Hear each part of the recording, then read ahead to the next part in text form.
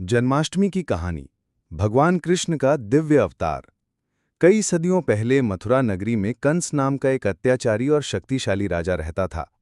वो अपनी प्रजा पर बहुत क्रूर था और जो भी उसका विरोध करता उसे निर्दयता से मार डालता।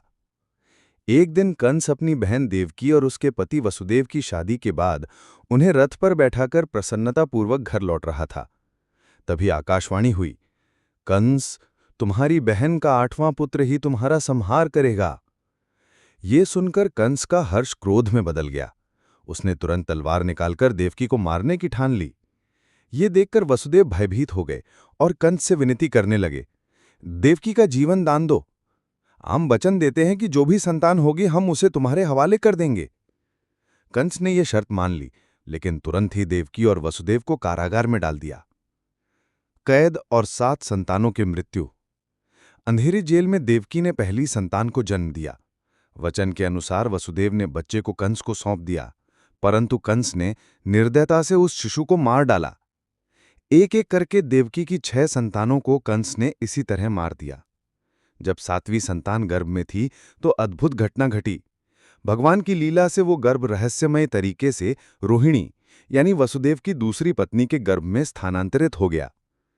यही बालक आगे चलकर बलराम कहलाया। 8वें पुत्र का जन्म। 8वीं संतान के जन्म का समय आया। भाद्रपद मास की अष्टमी की अंधेरी बरसात की रात थी। रोहिणी नक्षत्र का समय था। देवकी में एक अद्भुत तेजस्वी बालक को जन्म दिया। उसके शरीर का रंग नीला था, आंखें कमल के समान और मुस्कान मोहक थी। तभी भगवान विष्णु देवकी और वसुदेव के सामने प्रकट हुए और बोले, मैंने कंस का अत्याचार समाप्त करने के लिए तुम्हारे घर जन्म लिया है। मुझे गोकुल ले जाओ और वहां नंद के घर जन्मी कन्या को यहां ले आओ। चमत्कारी यात्रा। वसुदेव के हाथ पैरों की बेड़ियां खुल गईं। कारागार के द्वार अपने आप खुल गए और पहरेदार गहरी नींद में सो गए। बाहर तेज बारिश हो रही थी, लेकिन भगवान शेषनाग ने अपने फणों से शिशु को ढक लिया।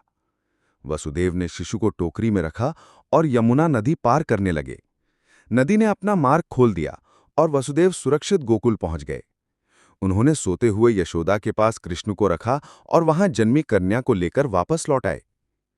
कंस और योगमाया। कंस को जब जन्म की खबर मिली वो तुरंत कारागार पहुंचा और बच्ची को मारने लगा। तभी वो कन्या उसके हाथ से छूटकर आकाश में चली गई और देवी योगमाया का रूप धारण कर बोली, मूर्ख कंस, तेरा संहारक जन्म ले चुका है। पूतनावध।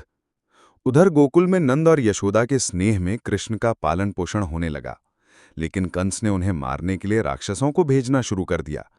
उनमें पहली थी पूतना, जो सुंदर स्त्री का रूप लेकर आई और विष मिला दूध पिलाने लगी, परंतु कृष्ण ने उसकी जान ही चूस ली। कृष्ण की बाल लीलाएं। कृष्ण साधारण बालक नहीं थे। उनकी माखन चोरी, बांसुरी की धुन और गोपियों को छेड़ना सबके लिए आनंद का कारण था।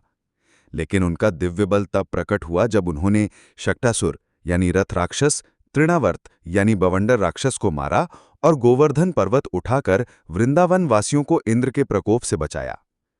कंस का अंत। जैसे जैसे कृष्ण बड़े हुए कंस का भय बढ़ता गया। उसने एक कुश्ती प्रतियोगिता का बहाना बनाकर कृष्ण और बलराम को मथुरा बुलाया। सबको लगा ये षड्यंत्र है, लेकिन कृष्ण तैयार हो गए। भव्य अखाड़े में कृष्ण ने कंस के सबसे शक्तिशाली पहलवानों को पराजित किया। अंत में उन्होंने कंस को उसके सिंहासन से गिराकर मार डाला। कंस के मरते ही मथुरा में शांति लौट आई। धर्म की रक्षा के लिए कृष्ण का उद्देश्य पूरा हुआ, परंतु उनके जीवन में अभी और भी अनेक लीलाएं शेष थीं। जन्माष्टमी का महत्व।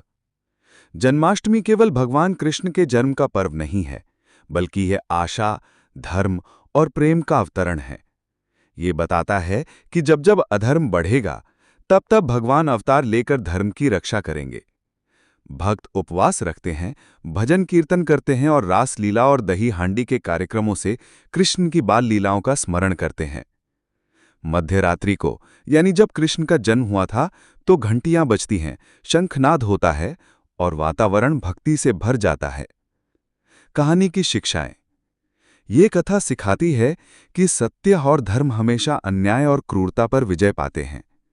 यह हमें विश्वास, साहस और प्रेम के साथ चुनौतियों का सामना करने की प्रेरणा देती है, जैसे श्री कृष्ण ने अपने जीवन में किया।